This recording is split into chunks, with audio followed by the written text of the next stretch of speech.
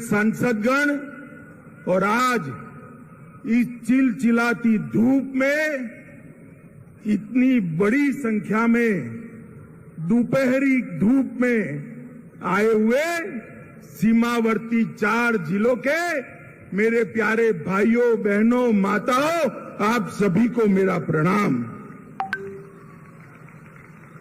सबसे पहले आज राष्ट्रकवि रामधारी सिंह दिनकर का जयंती है।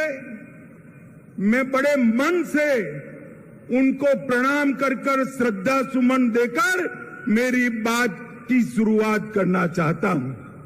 दिनकर जी की कविताओं ने न केवल आजादी के आंदोलन को धार दी, उनकी लेखनी ने भारतीय संस्कृति को भी मजबूती प्रदान करने का काम किया। मित्रों, आज जब मैं यहां आया हूं तब पूरण देवी मंदिर की मां पूरण देवी को बड़ी श्रद्धा के साथ प्रणाम कर मेरी बात की शुरुआत करना चाहता हूं। कबीरपंथी धर्मगुरु जो अभी अभी हमारे बीच में नहीं रहे, सदगुरु धर्मस्वरूप जी को भी श्रद्धांजलि देना चाहूंगा। ये भूमि बड़े बड़े लोगों का जन्मस्थली रहा है। महान कथाकार फणीश्वर नाथ रेणु की यह जन्मभूमि रही। बिहार के पहले दलित मुख्यमंत्री श्री भोला पासवान शास्त्री को भी इसी पूर्णिया जिले ने दिया। हिंदी के प्रकांड विद्वान अनूपलाल मंडल, प्रसिद्ध बांग्ला लेखक और राजनेता सतीनाथ भादुड़ी, लक्ष्मी नारायण सुधांशु, साहित्यकार जनार्दन प्रसाद द्विज, अनेक लोगों ने इस भूमि में कई क्षेत्रों में अपना अपना योगदान दिया है। मित्रों, आज मैं यहां सीमांत जिलों में जब आया हूं तब लालू और नीतीश की जोड़ी को पेट में दर्द आ रहा है। वो कह रहे हैं कि झगड़ा लगाने आएंगे, वो कह रहे हैं कि कुछ करके जाएंगे। भाई, झगड़ा लगाने के लिए मेरी जरूर नहीं है लालू जी, आप पर्याप्त हो झगड़ा लगाने के लिए। आपने पूरा जीवन एक काम किया है।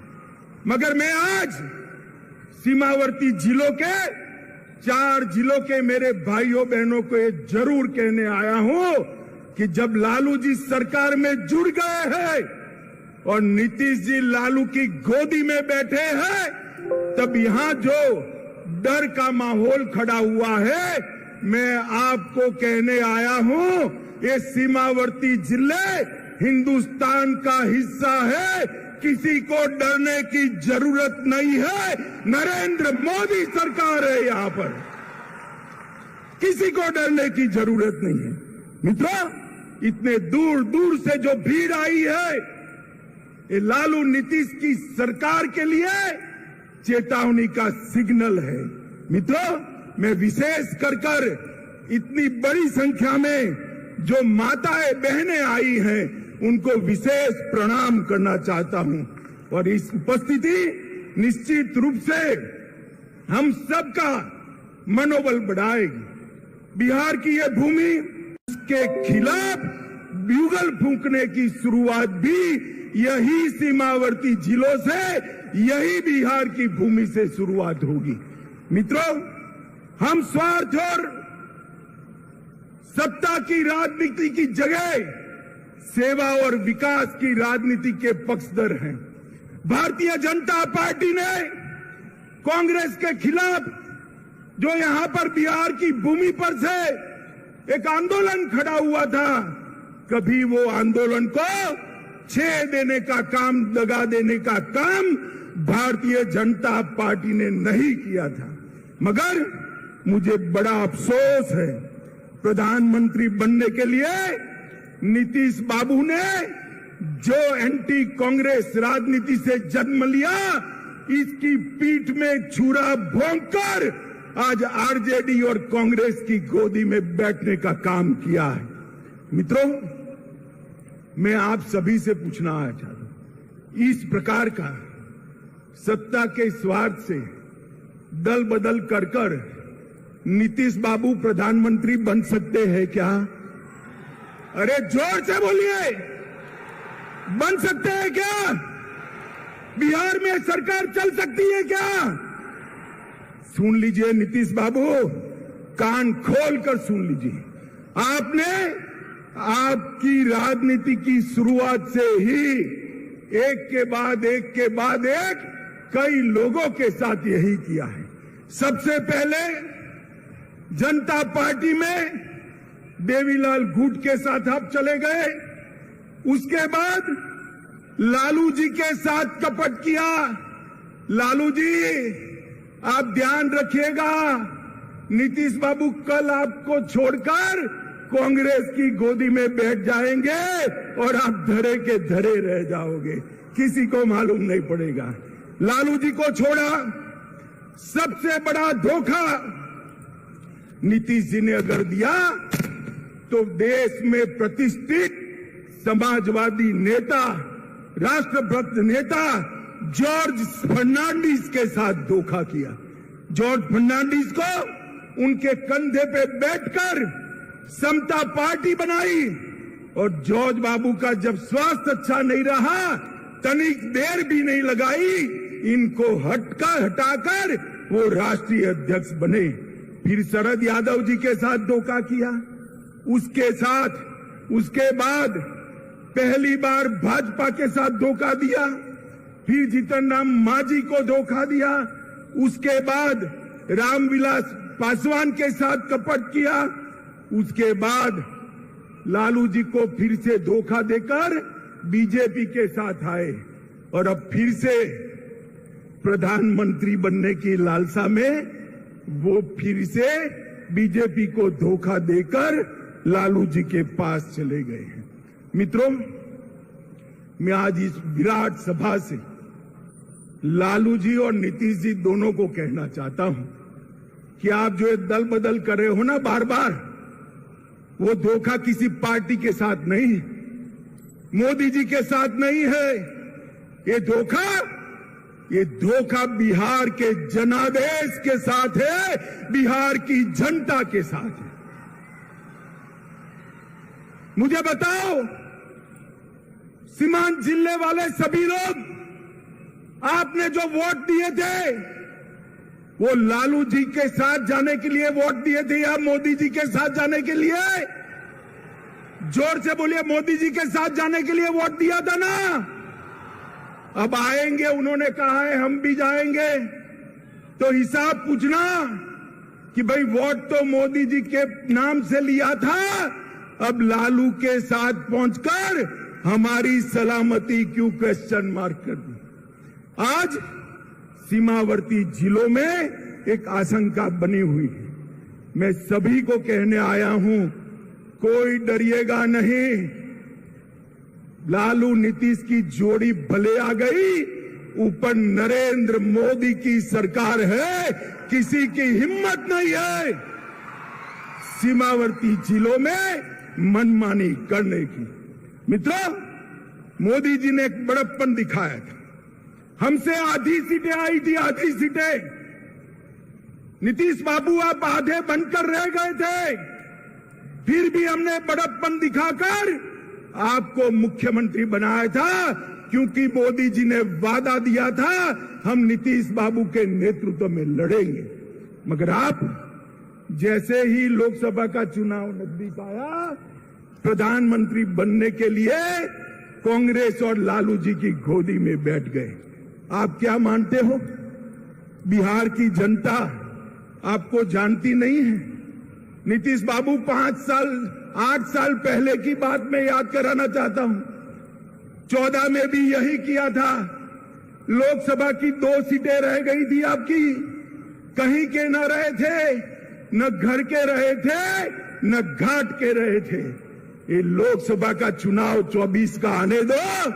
मैं कहता हूं, ये लालू नीतीश की जोड़ी के बिहार की जनता सुपड़ा साफ करने वाली है और 25 के चुनाव में भी हम पूर्ण बहुमत के साथ यहां भारतीय जनता पार्टी की सरकार बनाने जा रहे हैं। मित्रों, नीतीश कुमार कोई राजनीतिक विचारधारा के पक्षधर नहीं है। वो समाजवाद छोड़कर लालू जी के साथ भी जा सकते हैं, जातिवादी राजनीति कर सकते हैं। वो समाजवाद छोड़कर वामपंथियों के साथ भी बैठ सकते हैं। वो कांग्रेस छोड़कर वामपंथियों के साथ भी बैठ सकते हैं और वो राजद छोड़कर भाजपा के साथ भी आ सकते हैं। उनकी एक ही नीति है, कुर्सी मेरी अक्षुण्ण रहनी चाहिए। मगर नीतीश जी, इतने समय तक बिहार की जनता ने आपको बेनिफिट ऑफ डाउट लिया है, अब जान गए हैं इस बार चुनाव में ना लालू की पार्टी आएगी ना आपकी पार्टी आएगी। बिहार में खिलेगा तो केवल मोदी जी का कमल खिलेगा, कमल खिलेगा। मित्रों, यहां सीमांत जिलों में जनजातियों के साथ बहुत अत्याचार हो रहा है, उनको भगाया जा रहा है और जो मोदी जी जनजातियों की योजना भेज रहे हैं वो भी मेरे जनजातीय भाइयों के पास पहुंचती नहीं है।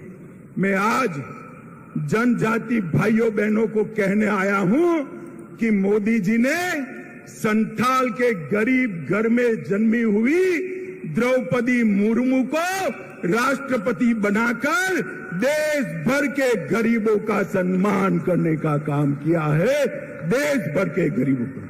और मित्रों, नीतीश बाबू ने लालू जी को साथ लेकर अपना जंगल राज के प्रति रवैया स्पष्ट कर दिया है।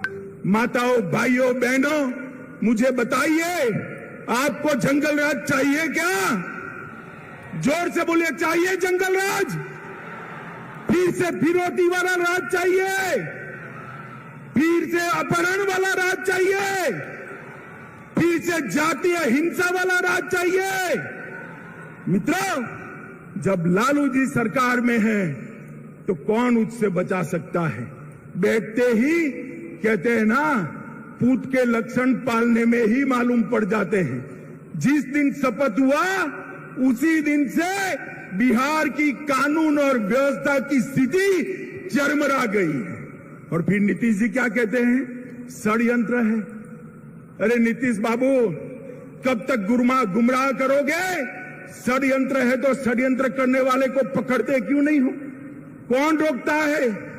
आप नहीं पकड़ पाओगे क्योंकि षड्यंत्र करने वाले आपके साथ सत्ता में भागीदार बनकर बैठे हैं। आपकी हिम्मत नहीं है उन तक हाथ लगाने। मैं पूछना चाहता हूं नीतीश कुमार जी को और एक नए नेता बनाए हैं लल्लन सिंह जी को, भैया ये चारा घोटाले की आप बूम लगाते थे, अब क्या करोगे? चारा घोटाले करने वाले तो आपके यहां मंत्री बन गए, क्या पूछोगे उनको? कैसे पकड़ोगे? और मंत्री बनते ही लालू के दबाव में सीबीआई पर बैन लगाने की सोच रहे हैं, सीबीआई पर बैन।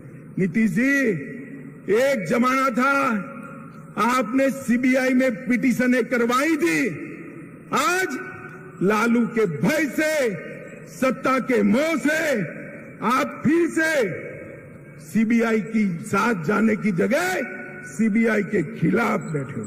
मित्रों, पूरे बिहार पर जंगल राज का खतरा मंडरा रहा है। मैं बिहार की जनता को कहने आया हूं, 24 में एक बार आपका पर्चा बता दीजिए। 24 में एक बार बिहार अपना फैसला सुना दे कि बिहार में अब अगर शासन चलेगा तो नरेंद्र मोदी जी के नेतृत्व में भारतीय जनता